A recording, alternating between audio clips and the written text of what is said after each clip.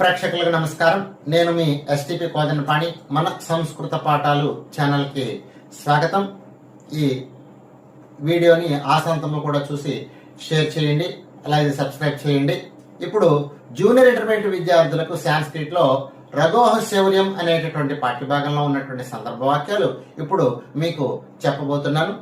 ఈ 3 సందర్భ వాక్యాల నుంచి కూడా ఒక సందర్భ వాక్యము రోమన్ నంబర్ 5 లో రెండో ఆప్షన్ గా వస్తుంది. అది ఒక మాట చూద్దామండి.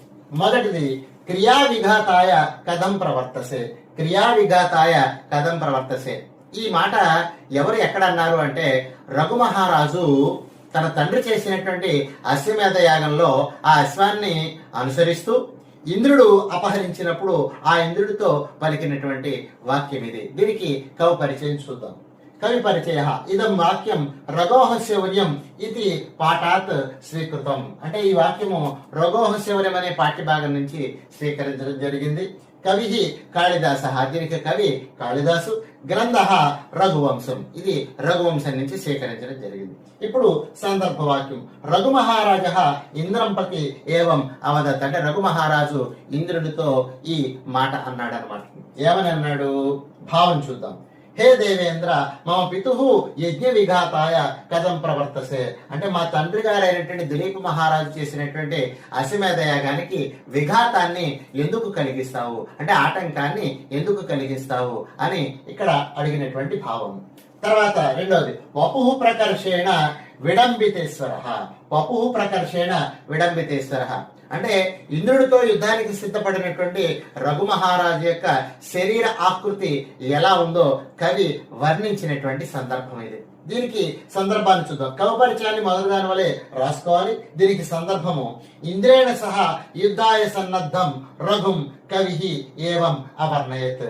అంటే ఇంద్రుడితో యుద్ధానికి సిద్ధపడినటువంటి రఘు మహారాజు యొక్క శరీరాకృతి ఎలా ఉందో కవి ఏవం అవర్ణయత్. కవి ఈ విధంగా పలికాడు. ఏమనండి, రఘు శరీర ఔన్నత్యేన ఈశ్వర ఇవ దృశ్యతే ఇది భావ. రఘు మహారాజు శరీర ఆకృతి చేత ఈశ్వరుడితో సమానమైనటువంటి విధంగా ఉన్నాడు అని భావము. తర్వాత మూడవది క్రతోరశేషేణ ఫలేన యుజ్యతాం. అంటే శతక్రతు ఫలితాన్ని ఇవ్వమని చెప్పి ఇంద్రుణ్ణి దిలీప మహారాజుకి శతక్రతు ఫలితాన్ని ఇవ్వమని చెప్పి రఘు మహారాజు ఇంద్రుణ్ణి అడిగేటటువంటి సందర్భం ఇది. దీనికి సందర్భాన్ని చూస్తే రఘు ఇంద్రం ప్రతి ఏవం అవదత్. రఘు మహారాజు ఇంద్రుడితో ఈ విధంగా పలికాడు. ఏమని, రఘు స్వపితుః శతక్రతు ఫలం యాచితవాన్ ఇది భావ.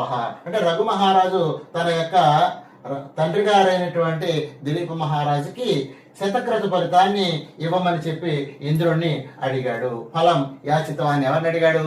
ఇంద్రుణ్ణి అడిగాడని భావంగా చెప్పుకోవచ్చు.